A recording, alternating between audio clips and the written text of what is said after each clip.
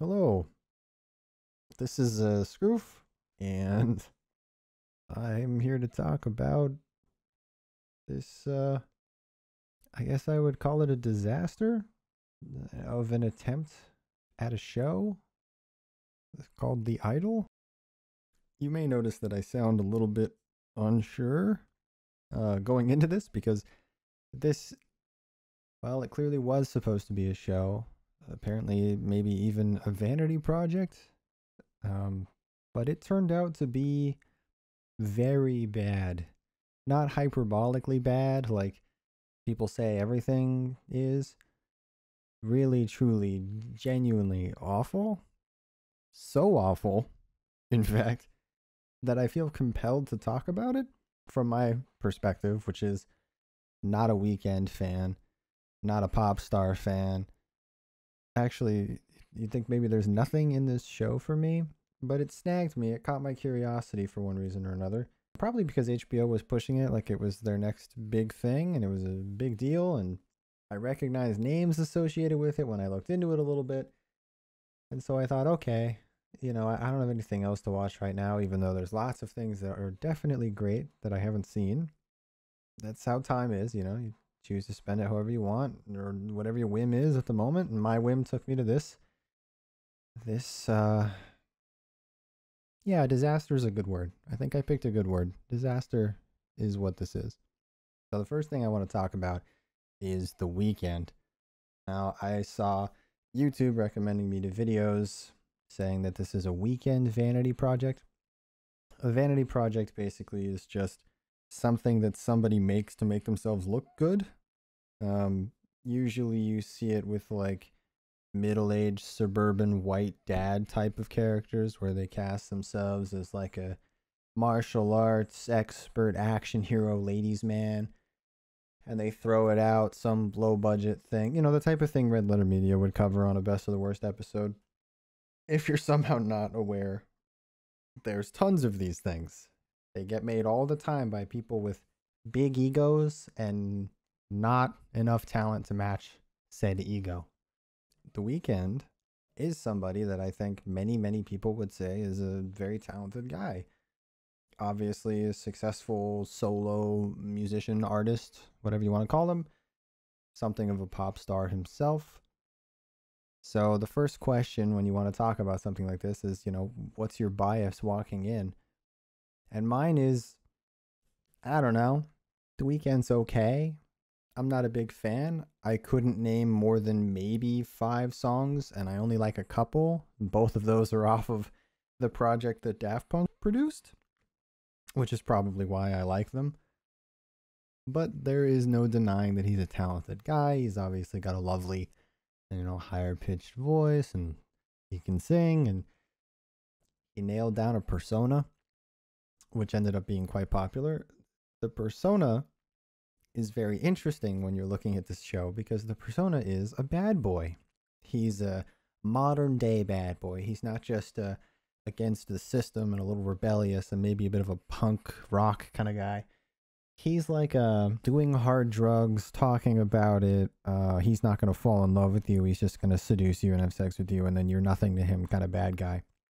The kind of thing that I think for most people in real life goes a bit far, but the confidence behind it makes it work for a lot of people. I don't know. I'm not particularly attracted to him, but I'm not attracted to men at all. So, maybe it's just I'm immune. I was born immune. So, what does that matter? Well, if this show is a vanity project, he's basically playing himself. There's a few adjustments made. He has like a ex-con kind of past, but the weird thing is that the show paints this to be a very bad thing. Everyone in the show acknowledges that he's a bad guy, like actually trouble, like you should not have him in your life kind of bad guy. He's an abuser, he's manipulative, and his past is like as shady as it comes. It's like he might have tried to kill his ex-girlfriend and things like that. Irredeemably bad things. It's this weirdness that got me to keep watching beyond the first episode. I was curious what direction this would go. What direction are they going to take this, right? So he's playing a character that's not called The Weeknd or Abel or whatever. It's not him. Somebody named Ted Rose. But it's so similar to his Weeknd persona, it may as well be a self-insert. So the show is telling the viewer that this guy is a genuinely bad dude, but he's also kind of playing himself. So is the point going to be that he's redeemed by the end? Is it revealed his shady past is not exactly true? He's really kind of a good guy and there was a misunderstanding. Is it going to be that he's such a musical genius that this is just his weird method, and so it's kind of okay because, I don't know, shady music industry stuff? Well, it turns out the answer to that question is none of the above. And if you're thinking of some cool idea they maybe could have done that I didn't list off, and you're saying, well, none of the above, oh, they must have done the cool thing I was thinking of. No, they didn't do that either. The answer is, yes, he's a bad person. Yes, he's abusive. Yes, he's manipulative. But that's okay because it got results. And so in response to hearing that, your gut probably says, oh, so the show was like about idolizing the wrong people, right? It's called The Idol, or maybe it's about like the music industry being this bad, seedy place. Well, there's a few things about that, right? So The Weeknd actually is in the music industry. If he was trying to make it some kind of expose about how terrible it is, making yourself the bad guy, but then making the main female lead love you through it and making what you're doing ultimately result in success for others seems a little nebulous at best. But I don't even want to give this show that much credit, because the characters that you would put in a show like this that are supposed to be these bad, manipulative people, aka the people that are not The Weeknd in real life, if this is a vanity project for him, the producers, the managers, those people are who you would paint in a bad light, right? These are the people that just don't do anything and they show up and they take a cut of a real artist's money and that's all they do for their life, right? Those are the leeches if you're a musician or an artist in the music industry. Well, awkwardly enough, this show actually makes the most likable characters in the show be the managers and the producers. If anything, the only likable characters in the show are the managers and the producers that play this almost parental role to the lead female, the idol herself. If this is a vanity project, I've come out of this show liking The Weeknd less. I'm not impressed by his performance. I'm not impressed by any of the writing in the show. I'm not impressed by any of the directions that anything goes, but really, I'm very confused as to what the point was from his perspective, right? He's got credits as a creator, a writer. This is his project. What did he think he was doing? All I'm left with is this idea that this Weeknd persona is who Abel or The Weeknd actually is in real life. And this show was about him trying to justify his own seedy behavior by saying, but it does work. But I do make pop hits, though. I can't imagine that's what he wanted, but I can't figure out anything else that this show says. I mentioned his performance, and I want to talk a little bit about all of the performances. I've seen some people say that his performance is terrible. I think, it's right about on par with music video acting, which sometimes is great and sometimes is terrible. I think it was fine. I never saw anybody but The Weeknd. And as like a non-Weeknd super fan, that's probably not a good sign. But acting is something I struggle to judge. Unless it's obviously atrociously bad. Usually it's kind of terrible or okay or amazing. There's not a whole lot of middle ground between those areas for me. And I would say it was okay. I don't really have any obvious complaints, especially because his character was painted to be kind of a sociopath. So like expecting him to emote a whole lot, I don't know. I bought like he's a psycho and he doesn't show emotions. That seemed fine. But if it's supposed to be a vanity project, why did he paint himself to be this weird psycho? Again, I don't know, but I don't want to return to The Weeknd too much.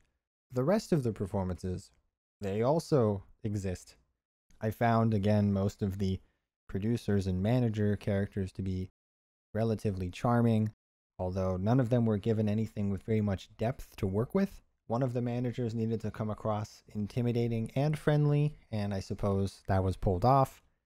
No one else really needed to do anything but be a weird, airheaded music artist person, except the female lead, which is Johnny Depp's daughter, and her best friend, slash, I guess one of her managers or something. They both did, I would say, slightly better than the rest of the cast. They were given more to work with, they needed to show a wider range of emotions, and they pulled those off. I don't really have any complaints, but it's also nothing to write home about. If you're thinking, well, I keep hearing this show is vacuous, nothing, meaningless, weirdo, pop star, vanity project garbage. Sometimes in those you can find a great performance to latch onto, even if nothing else really pulls you in. There's not that here. Nobody stands out enough to justify watching it and ignoring the rest of the terrible, terrible everything that surrounds the performances. When I say terrible everything, do I really mean that? Is it actually everything in the show that's terrible? No, I guess not. Strictly, technically speaking, the shots were all in focus. Was there any interesting cinematography? No. Everything was pretty much just, this is the character talking, here they are in frame. I'm struggling to think of anything complimentary to say, other than if you just want to see, like, mostly nude or entirely nude people.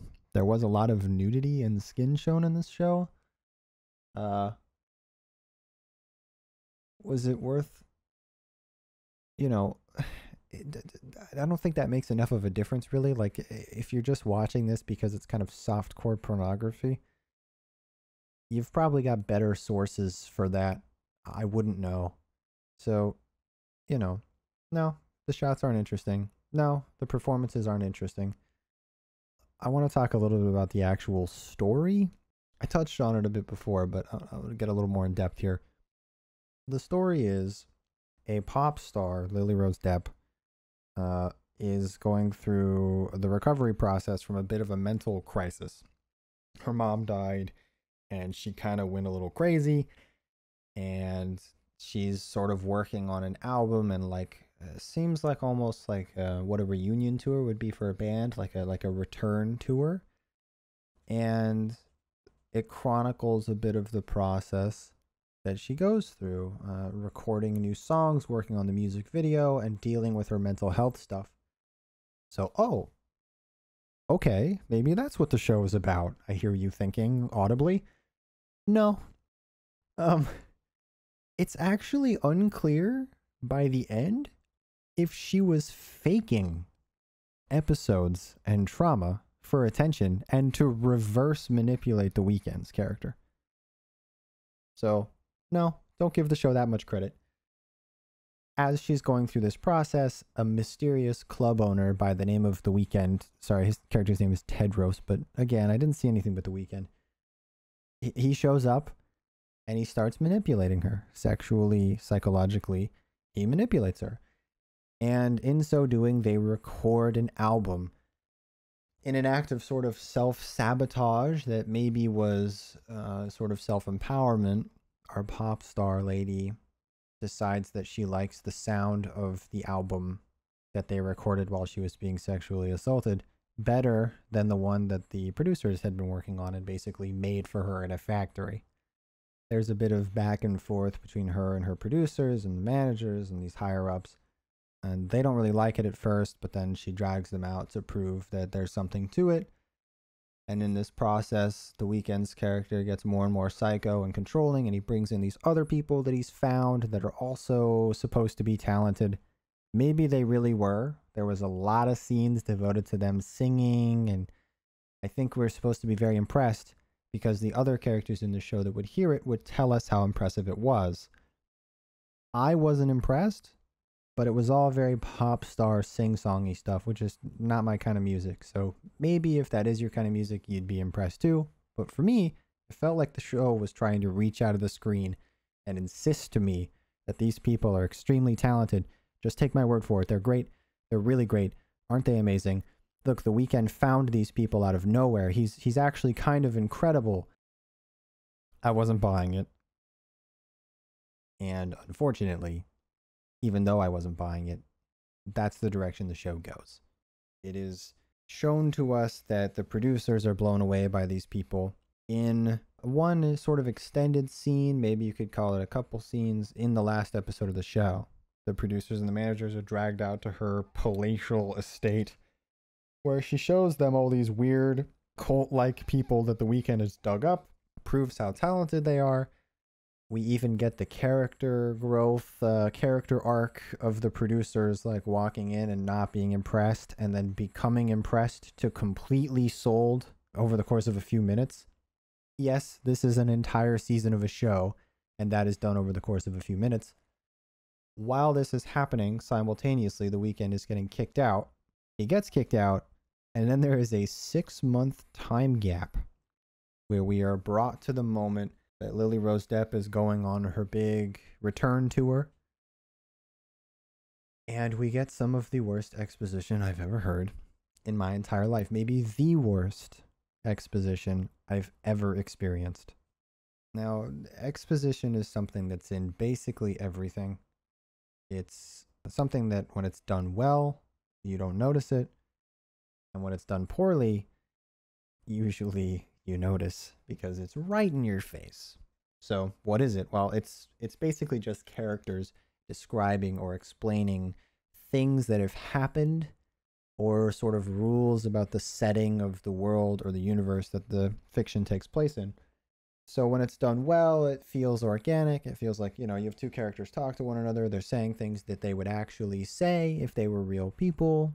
And when it's done poorly, it feels like the characters are talking directly at you through the screen. And I'm not talking about a fourth wall break like a Deadpool or House of Cards. I'm talking like supposedly they're talking to other people, but they're saying things that the other person would already know, like it's new information, and they're having this back and forth that's obviously just serving the purpose of telling the viewer what's happened. So after the 6-month time gap in the last episode, that's what we do for about 5 minutes of the show.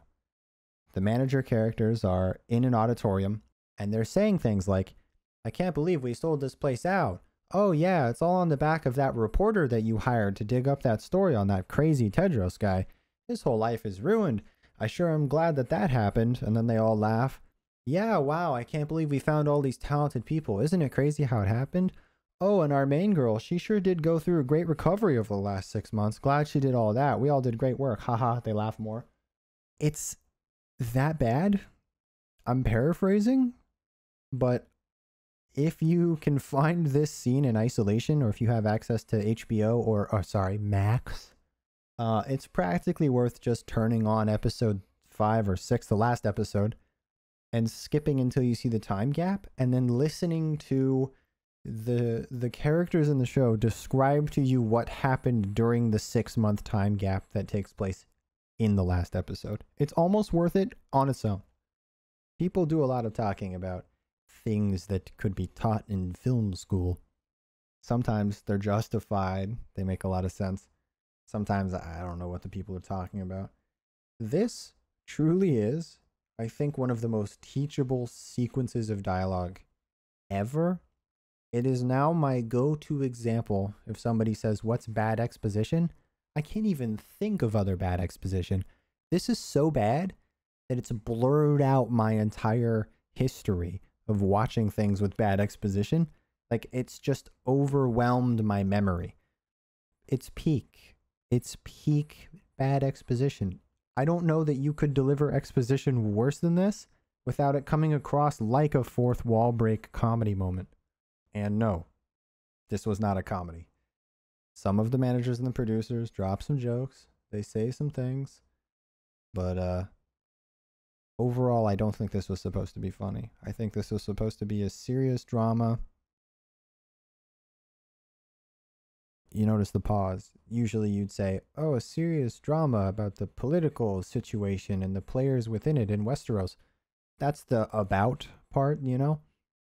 A serious drama about what? About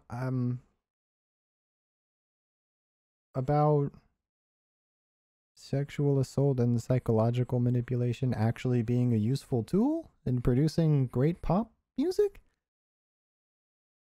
About uh yeah. No, this isn't scripted. I'm not doing like a scripted thinking moment for a joke. I really am trying my best here. I don't know. It isn't on some level of irony I didn't get. I love things that are more satirical. There is no satire in this. I think I can't believe that I'm saying this, but I think this was a weekend vaginy project. This was a a weekend vanity project. And he's actually such an egomaniac that he could not comprehend the moral that he was sort of preaching by having things play out the way that they did. That he had no idea that what he was saying was, if you cruise in, be a bad boy, and like just take advantage of a psychologically traumatized girl by having sex with her, then you can, your dick is so powerful, you'll turn her into a pop star. You'll redeem her in her industry and her career. I think he might actually think that his dick has superpowers in real life, and that's what this show was about. There's one question that I want to try to answer about this show, and then I'm done talking about it, hopefully forever. And that is, what was the point? When I'm talking about what a show is about, I suppose that is a little bit about the point of the show, but sometimes a show can be about one thing and the point of it can be something else, right? I think, for example, to a lot of people, Game of Thrones is a show about like war and conflict and like humanity uniting to fight like for the greater good. The original idea behind where Game of Thrones might have gone if it hadn't gone into a dumpster fire was probably something like that. It was probably a bunch of squabbling individuals trying to get on a throne and then realizing that there's a greater evil that is approaching that they have to unite for or they will all die. And then which characters choose the throne and die and which characters choose to unite, and maybe the bad guys would have won in that show, maybe not. But when you're watching this show, it's really, you're paying attention to these well-written characters and their complex relationships and the impacts that their decisions have on other characters in the world they live in. And in the back of your mind, you remember there's an evil snowman coming. So what's Game of Thrones about? It's kind of all of that, right? What's the point of it? I think the point probably is humanity needs to stop squabbling and fighting one another so that we can deal with problems that are bigger than us. I could be wrong, but that feels fair to me. So, how about this Idol show? What's the point? Well, I think it actually might truly be pointless. I've seen pointless and heard pointless used to describe media many times by people who aren't particularly articulate when it comes to criticizing things that they don't like. I've heard Breaking Bad described as pointless, for example. So when I say pointless, I don't say it lightly. I don't mean it lightly. I think it might be the most accurate way to describe it. Anything I can come up with, a moral, a purpose, a statement that the show is trying to make, it itself defies and doesn't offer an alternative. Is the weekend character a bad guy? Well, his methods work, and the main lead pulls him out on stage and tells the whole world that he's her soulmate and her inspiration. So he kind of won? He kind of got what he wanted? Is it about, like, the dangers of manipulation or something? No, because both of the manipulators got what they wanted. They try to pull, like, a cat out of the bag twist in the last couple of minutes of the last episode where it's revealed that, in a terrible way, it's revealed that Lily Rose Depp's character was manipulating the Weeknd for a long time. Ooh, What a spicy twist that is absolutely meaningless because it doesn't change anything about what happened over the course of the plot and now the show's over. Is it about the music industry being a seedy, gross place where bad things happen behind the scenes that regular people don't know about?